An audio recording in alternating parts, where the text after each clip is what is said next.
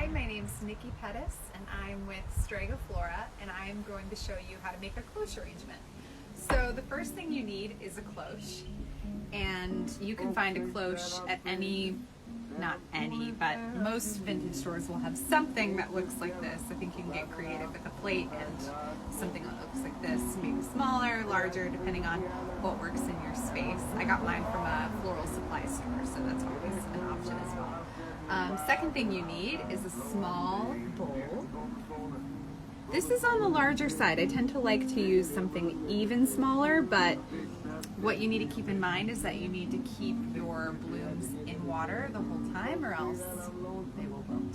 So this provides a little bit more coverage, and also because we're working in a bigger vessel, I'm allowed to use a bigger flower frog, which brings us to the next thing you need. Very important for this project, you need a flower frog.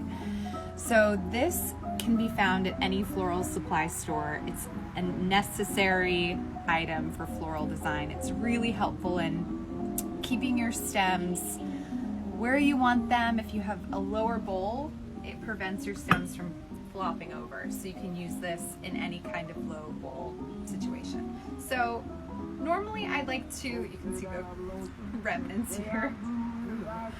I like to secure my frog to the bowl because generally if I'm building an arrangement, something like this, I have heavier stems. But what we're doing today is a little bit lighter, airier, smaller. I mean, this is the largest flower that I have, and it's not too heavy, so we should be able to get by without securing it to the bowl. So we're gonna get our flower frog, Kansan, and place it in the bowl, and then we're gonna fill it with water.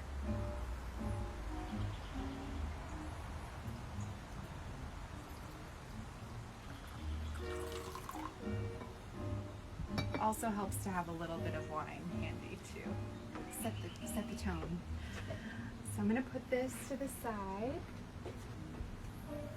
I might regret putting that there in a minute. Okay, so you also need some shears. If you don't have shears, that's okay. You can also use scissors. Anything that's sharp and can, get through the stuff that you want to cut would be good. But it's always good to have a pair of shears handy. So I've gathered an assortment of flowers. These are all things that were just in my garden.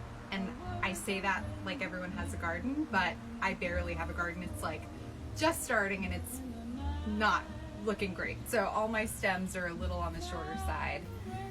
You can also clip from your neighbor's yard. If you're friendly with your neighbor, it's a chance to be friendly with your neighbor. I've also foraged some Queen Anne's lace from the side of the road and some wild grapes.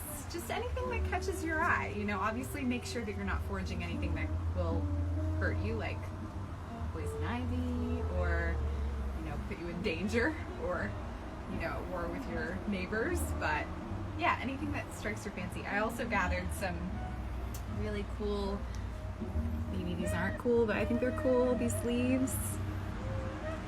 This is a real opportunity to meditate a little, meditate on flowers and appreciate the season, and kind of just relax and enjoy the process.